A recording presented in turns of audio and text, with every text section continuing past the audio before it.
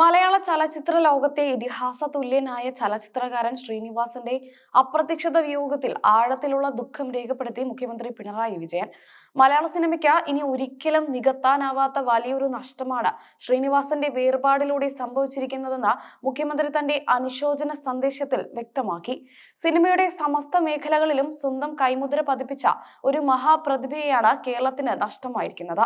വെള്ളിത്തിരയിൽ നായകനായും തിരക്കഥാകൃത്തായും സംവിധായകനായും തിളങ്ങിയ അദ്ദേഹം സാധാരണക്കാരന്റെ ജീവിതം അങ്ങേയറ്റം സത്യസന്ധമായി ആവിഷ്കരിച്ച കലാകാരനായിരുന്നുവെന്ന് മുഖ്യമന്ത്രി അനുസ്മരിച്ചു.